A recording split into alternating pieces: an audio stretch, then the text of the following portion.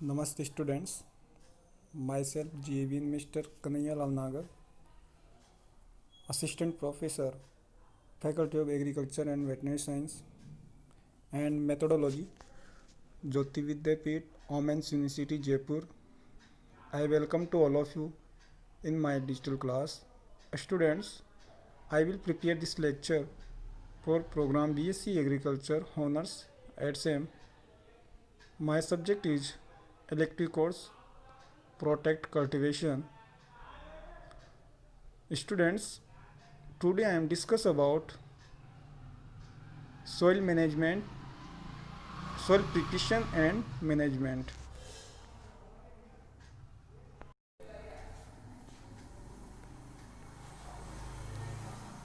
So let's start. We are discuss about media preparation and fumigation. So definition: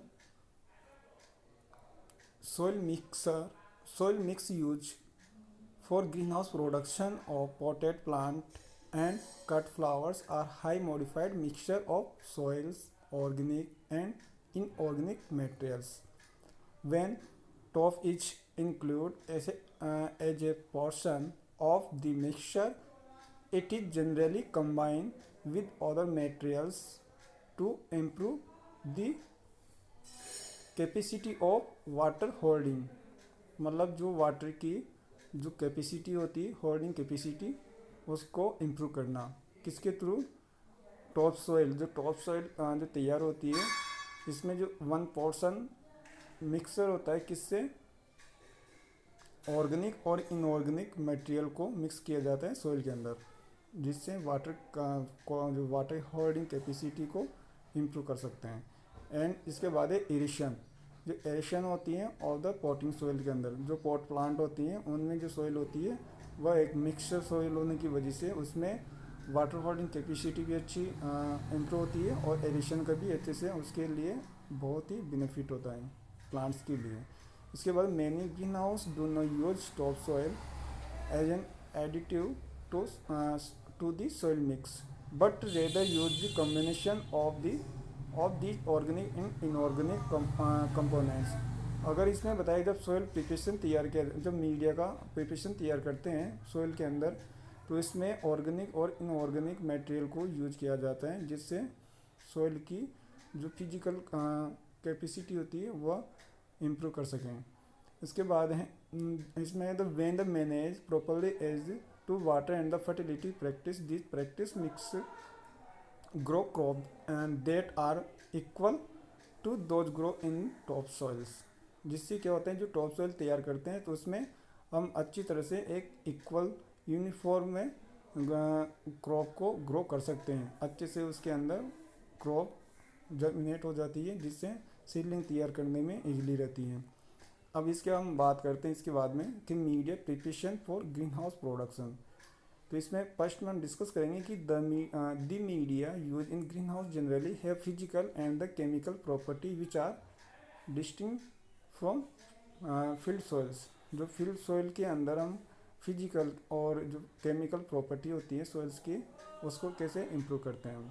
तो इसमें first point के अंदर हम डिस्कस करते हैं कि ए desirable media should B a good balance between physical property that is like water holding capacity and porosity.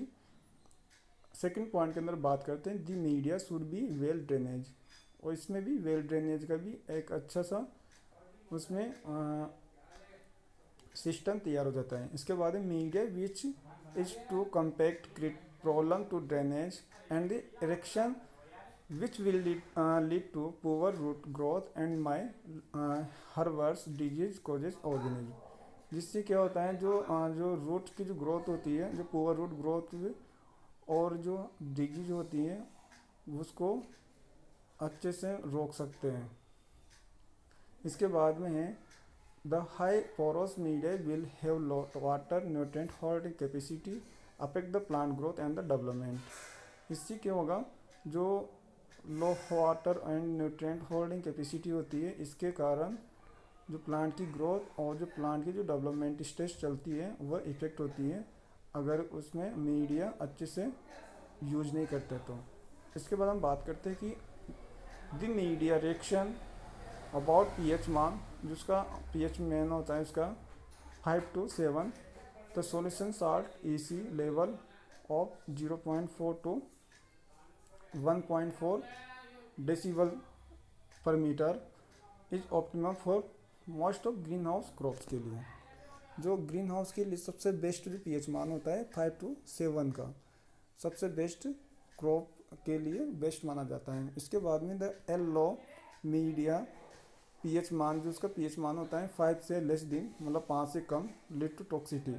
अगर media का पीएच मान 5 से कम रहेगा तो उसमें माइक्रो न्यूट्रिएंट की टॉक्सिसिटी बढ़ जाएगी, जिसमें जैसे कि that is the iron, zinc, मैंने और अगेन मैग्नीज और एंड द कॉपर।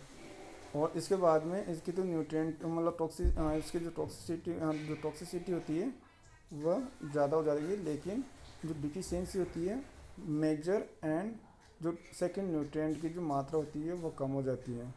कब? जब पीएच मान 7.5 से ज़्यादा हो जाएगा तो इसमें जो डिफिशियंसी आती है माइक्रो न्यूट्रिएंट की, जैसे कि बोरॉन की। इसके बाद हम बात करते हैं कि a low pH of growth media can be raise to desired level by using the amendment like lime. जो लाइम होता है इससे हम उपचार कर सकते हैं। जो लाइम का जो फॉर्मूला इसको जो लाइम को हम कैल्शियम कार्बोनेट के नाम से भी जानते हैं, एंड द डोलोमाइट, जो डोलोमाइट होता है ये कैल्शियम और मैग्नीशियम कार्बोनेट का मिक्सचर होता है, and the basic fertiliser like the calcium nitrate, calcium cyanamide, sodium nitrate and the potassium nitrate, इनसे भी सोइल को उपचारित कर सकते हैं, जिसके थ्रू ये जो लो पीएच मान होता है उनको इम्प्रूव कर सकते हैं। इसके बाद a high pH of the media can be reduce by amendment like the sulphur, gypsum and Epsom salts and the acidity, मतलब एसिडिक फर्टिलाइजर्स। जो एसिडिक फर्टिलाइजर के अंदर हम बात करते हैं urea, ammonia and the sulphur ammonium, मतलब एक ammonium sulphates and the ammonium nitrate and mono ammonium and the phosphates and aqua ammonium and the acid like the phosphorics and the sulphuric acid. इन सबसे मिलके हम जो pH मान होता है high pH मान के लिए मीडिया को अच्छे से प्रिपेयर कर सकते, तैयार कर सकते हैं, इन सबको मिला के उपचारित करके। इसके बाद में it is the essential to maintain the temperature of the plug mix between 70 to 75 Fahrenheit. Irrigation through the mix is must be plug growing mixing, जो मिस्टिंग होती है, misting for the 12 second very 12 minutes on cloudy days and 12 second very 6 minutes on sunny days। इसके बाद हम बात करेंगे second decision के अंदर बात करते हैं डिस्कशन इसका जो ग्रेवल्स कल्चर।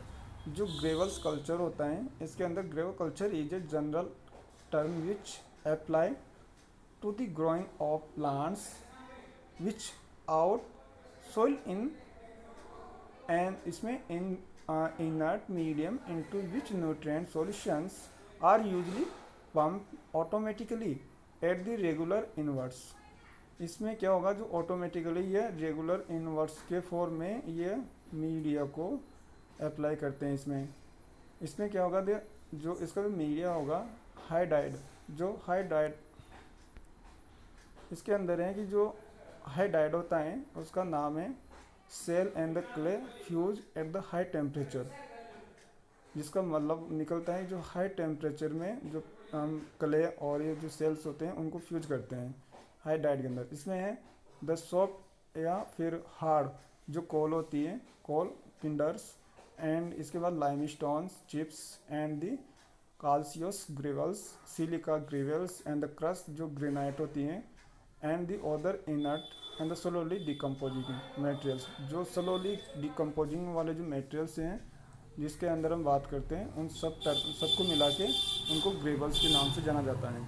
इसमें the most important green house flowering crops including, जैसे कि हम बात करते हैं रोज के अंदर कर्नासन एंड इसके बाद क्राइसेंथेमम, इसके बाद जो गार्डनियल, इस पर जिसके बाद है इसने जो ड्रैगन्स होता है, लिलीस होता है, एस्टर होता है, इसके बाद जो पेनिस होता है, पेंसी, एंड एनिमल जो क्राइसेंथेमम और जो डैलिया होता है। इसके बाद जो बेचरल बटन्स एंड अदर्स, जितने भी जो फ्लावरिंग क्रॉप्स होती है, इन सब के लिए बहुत ही इंपॉर्टेंट होता है कौन सा, gravel culture.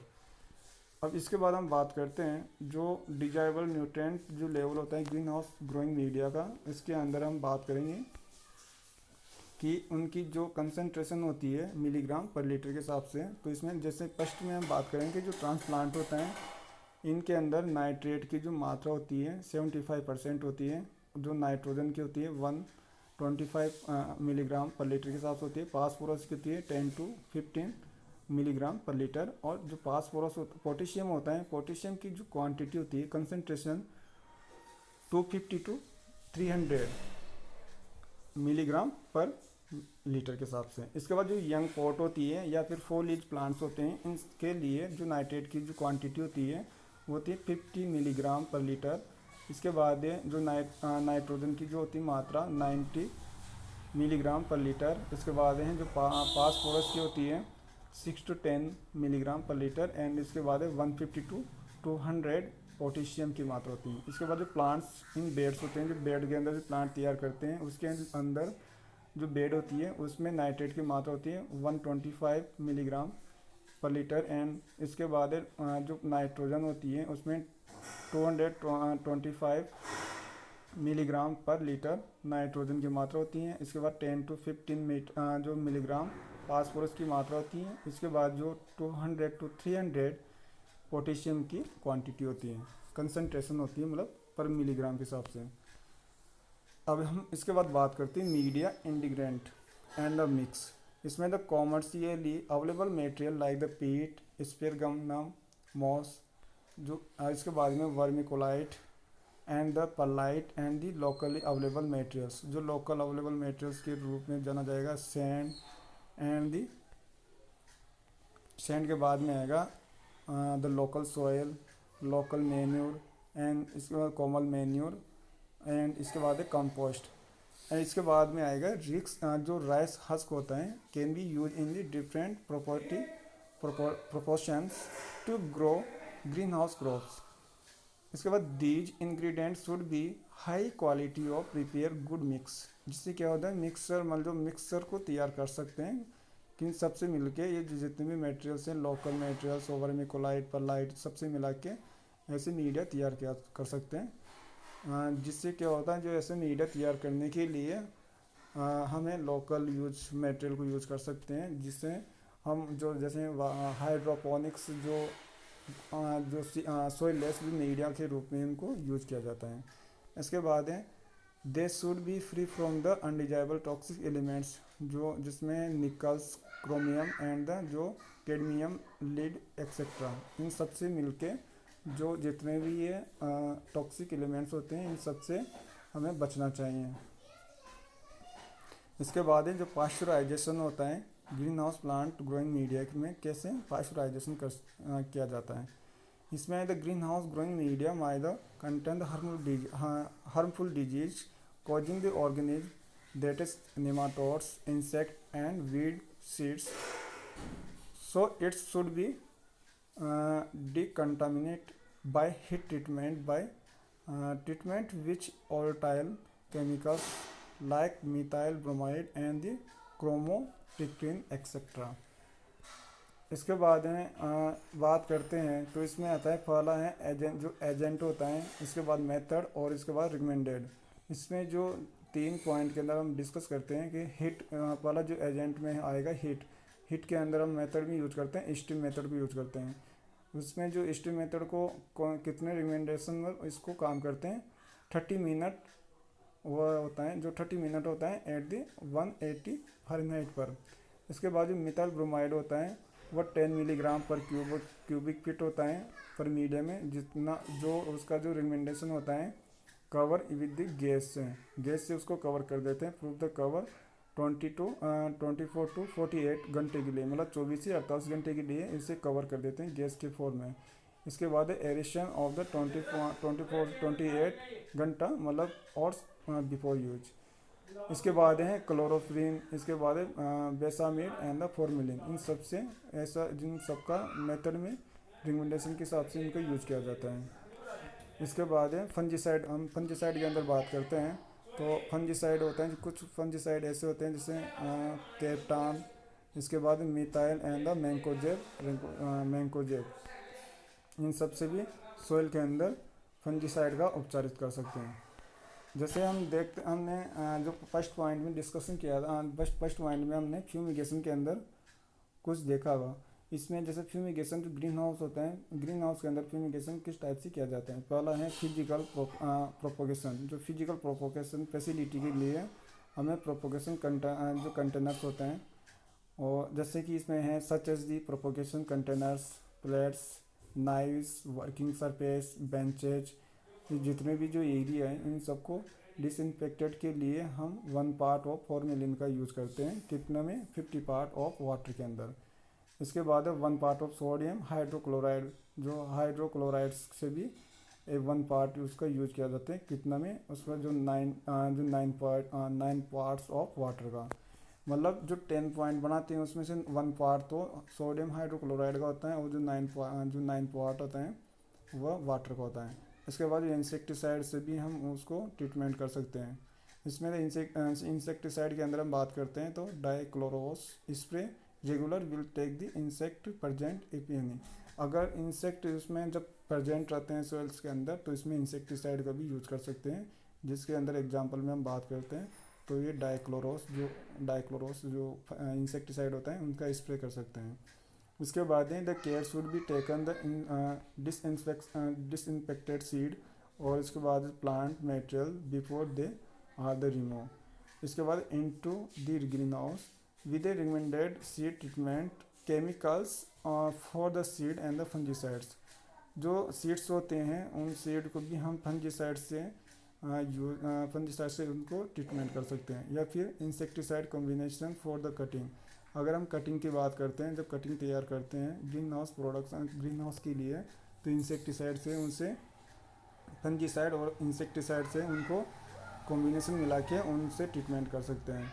And the respectively disinfected solution such as the, इसमें है trisodium phosphate and the potassium permanent, इसमें है तो परमानेंटेड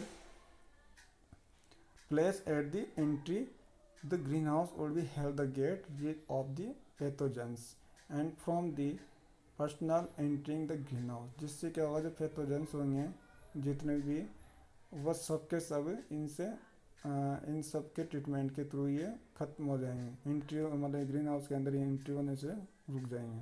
थैंक यू सो मच।